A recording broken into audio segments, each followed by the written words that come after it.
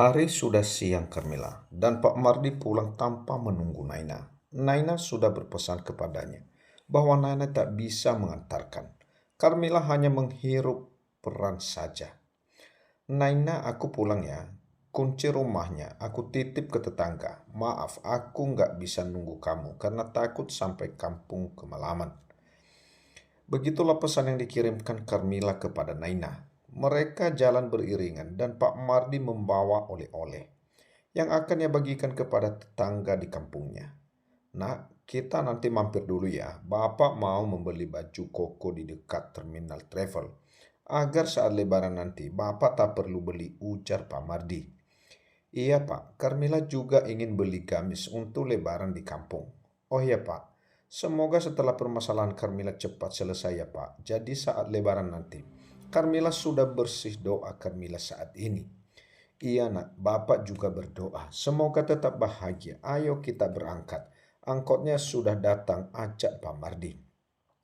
Setelah masuk ke dalam, angkot Carmila dan juga Pak Mardi langsung pergi ke arah yang dituju.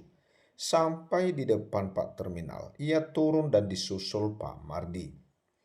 Pak, kita ke toko itu aja ya, tapi lumayan, rame. Rujuk Carmila ke toko yang diinginkan itu. Iya nak, ayo. Pak Mardi mengajak Carmila ke toko baju dan membeli apa yang diinginkan itu. Saat sedang memilih, Carmila tak sengaja bertemu dengan calon Vanessa yang berebut baju yang sama. Ini saya yang pilih, kamu jangan pegang-pegang, ucap Vanessa yang sudah ada di toko itu membeli baju yang sama-sama ia dan Carmila pegang. Maaf mbak, ini saya duluan, ucap Carmila. Yang menang, ia yang duluan pegang. Enggak, ini saya duluan yang pegang. Vanessa yang tak mau kalah dengan Carmila. Oh, kamu mantannya Mas Hendra ya, makanya ditinggal selingkuh. Lowongan modelan aja kayak gini nggak modis. Masih modisan saya kemana-mana. Vanessa mengibaskan rambutnya. Carmila hanya menghela nafas kasar saja. Ia tahu akan bertemu dengan istri kedua mantan suaminya itu. Tapi ia juga nggak percaya akan bertemu di tempat yang ramai seperti ini.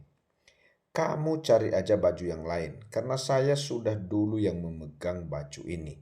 Vanessa langsung mengambil baju itu dan ia bayar. Carmila hanya bisa diam. Ia juga tak ingin berdebat dengan mantan madunya itu. Mas Hendra lihat apa? Ke istri keduanya itu. Walaupun ia lebih segala-galanya, tapi soal akhlak minus besar. Batin Carmila setelah Vanessa sudah selesai dari hadapan Carmila. Pak, sudah. Tanya Carmila yang sudah melihat bapaknya yang memegang baju koko. Udah nak, ayo kita bayar dan pulang. Loh, kamu nggak beli apa-apa nak? Tanya Pak Mardi yang melihat putrinya tak membeli apa-apa. Nggak ada Pak, jelek-jelek semua. Jadi Carmila nggak beli. Nanti saja kalau Carmila udah minat. Jawab Carmila asal. Sebenarnya ia juga ingin membeli baju yang ia inginkan itu, tapi sudah keduluan sama mantan madu. Jadi Carmila hanya membayar baju koko punya bapaknya saja. Setelah membayar apa yang ia mau, Carmila dan Pak Mardi ke terminal travel. Pak Mardi dan Carmila juga langsung naik bis travel karena keberangkatan Carmila dan Pak Mardi sudah jam yang ditentukan. Vanessa merasa malas untuk pulang karena ia di rumah hanya dengan Ibu Wati yang menurutnya cerewetnya minta ampun. Vanessa nggak betah berdiam diri saja. Ia beralasan pergi untuk memenuhi ngidamnya sebenar. Ia juga malas untuk duduk dan berbicara dengan mertuanya itu. Di rumah suntuk, ingin hati beli baju yang aku ingin. Ketemu mbak mantan yang mukanya menyebalkan sekali. Gerutu Vanessa. Malah diam aja. Harusnya yang selain dia selingkuhi dan dihianati sama suaminya. Nggak ada tuh namanya marah-marah labrak kek atau gimana gitu. Ini pasrah aja. Apa memang ia sesabar itu ya? Vanessa masih memikirkan pertemuan tadi yang tak berdebat sekalipun. Setelah melupakan unek-uneknya, di dalam kafe menunggu Rian yang sudah ia chat dulu sebelum datang tadi. Hai Hone, baru datang kamu? Tanya Rian yang duduk di depan Vanessa. Ya, baru 15 menit nunggunya dengan muka cemberutnya. Ada apa? Cerita sama aku. Apa kita ke hotel lagi? Mas kangen. Suara Manjarian. Memang di otak kamu hanya itu melulu ya. Nggak sadar gitu khawatir sama anak kamu. Vanessa tak kalah sinis. Khawatir bagaimana? Bapaknya ada dan statusnya juga jelas. Bukan apa yang akan aku pikirkan. Jawab Rian santai. Dasar maunya enak saja. Bukannya kamu juga menikmati bukan? Aku kan sudah menawarkan kamu nikah siri atau kamu gugur itu janin. Tapi kamu nggak mau. Kian juga tak kalah. Iya, aku nikah sama kamu. Yang ada aku keluar kandang harimau masuk ke kandang singa. Jangan begitulah, Hone. Bukannya kamu juga suka karena terpaksa. Jika kamu selalu begini, apa jadinya?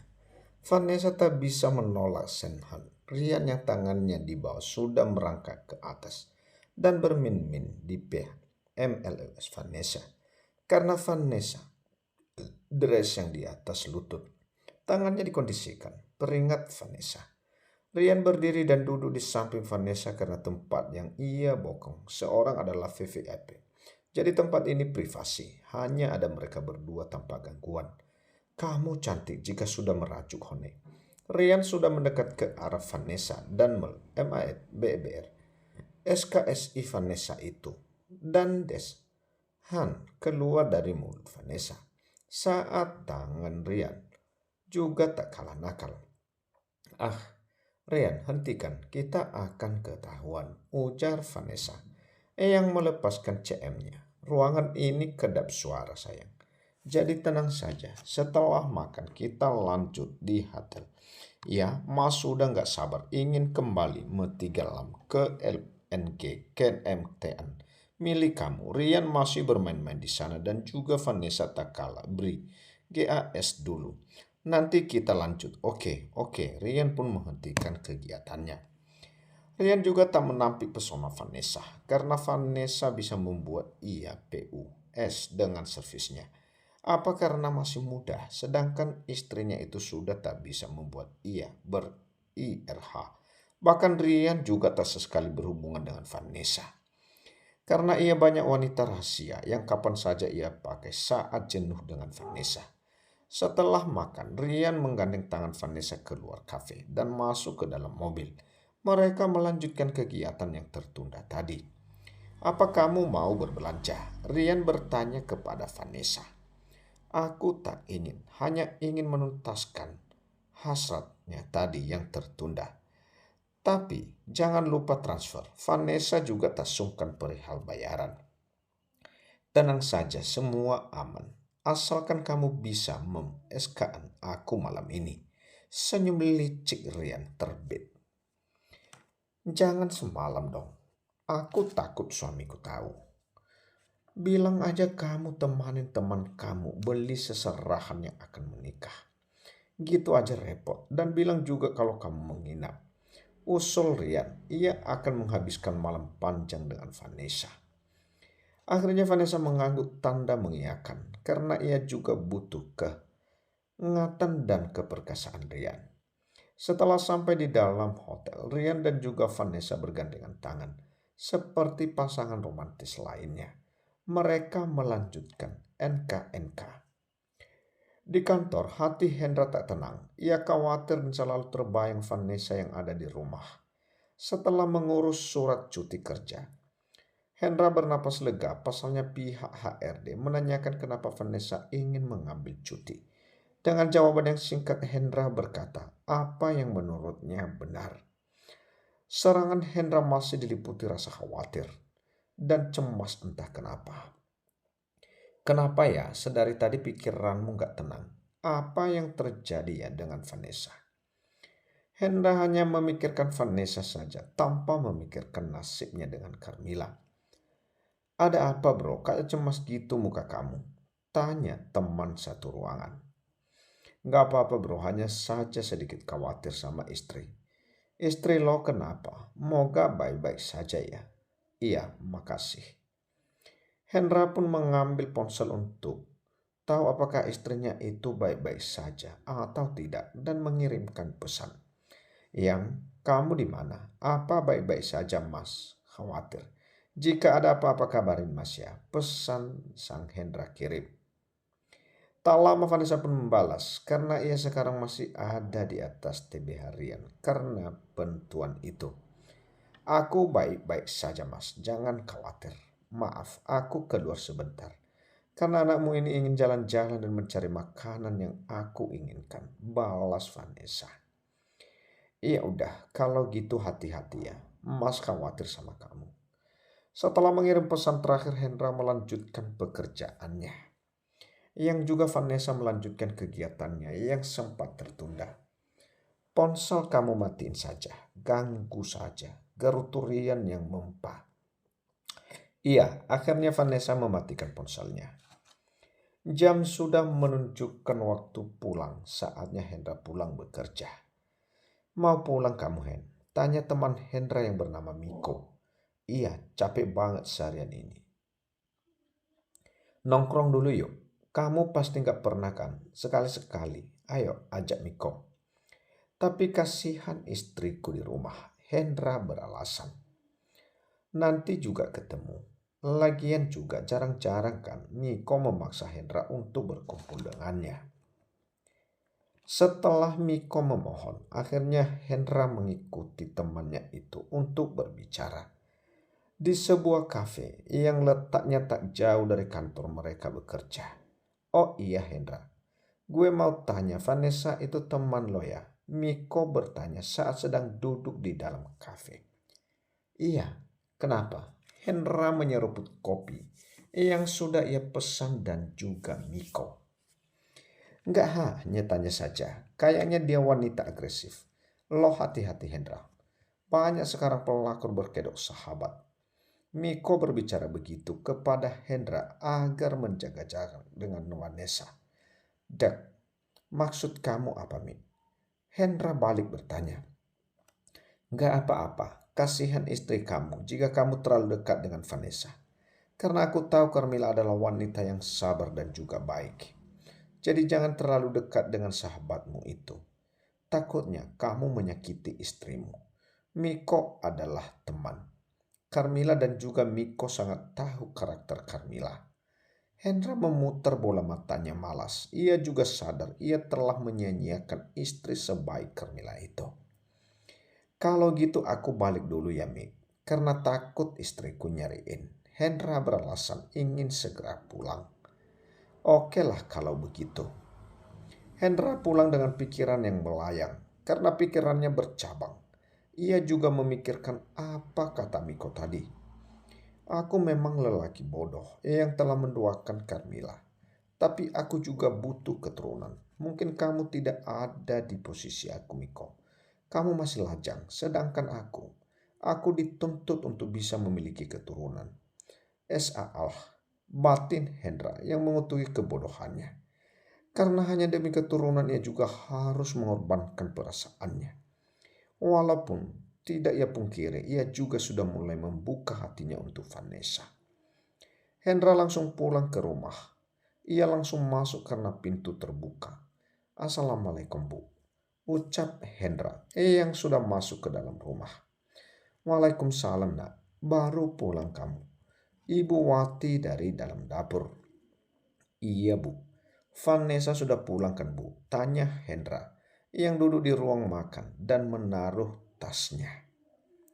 Belum nak, tadi juga nggak bilang kalau lama katanya sih sebentar. Ibu Wati juga tak kemana perginya Vanessa. Apa dia kirim pesan jika mau pergi? Iya Bu, tadi sempat Hendra kirim pesan. Hendra juga tak tahu kemana istrinya itu pergi. Hendra akhirnya mengirim pesan kepada Vanessa. Karena ia juga ingin tahu kemana perginya Vanessa. Kamu kemana yang? Kok nggak pulang-pulang? Apa mau Mas jemput tunjukkan saja di mana kamu sekarang? Pesan Hendra kirimkan ke Vanessa. Dan tak lama Vanessa membalas pesan Hendra. Maaf Mas, aku nggak bisa pulang malam ini. Tadi saat jalan-jalan aku bertemu temanku yang mau nikahan. Ia menyuruh aku untuk tidur dengannya. karena ia kangen denganku sebelum ia menikah. Boleh ya Mas? Iya, aku juga nggak bisa nolak, balasan Vanessa. Baiklah yang kalau gitu, hati-hati Mas kangen di sini dengan balasan emoji love. Setelah mengetahui Vanessa di rumah temannya, Hendra menjadi lega. Karena ia yakin Vanessa juga bisa menjaga dirinya dan juga bayi mereka. Apa Vanessa akan pulang, Hendra? Tanya Ibu Wati yang melihat Hendra masih memegang ponsel. Vanessa nggak pulang, Bu, karena ia mau menginap di rumah temannya itu, papar Hendra. Oh, memang ya, kalau banyak teman itu sangat menyenangkan. Iya, Bu. Akhirnya, Hendra pun masuk ke dalam kamarnya untuk bersih-bersih. Carmela dan juga Pak Mardi sampai di kampung sudah 8 malam. Apa kamu capek, nah? Tanya Pak Mardi yang melihat anaknya seperti kelelahan. Enggak apa-apa, Pak. Hanya capek saja. Carmela, Pak masuk aja Carmela ke dalam rumah dan ingin mengistirahatkan TBH-nya yang lelah. Mau Bapak bikinin teh hangat biar badan kamu nggak capek. Tawar Pak Mardi.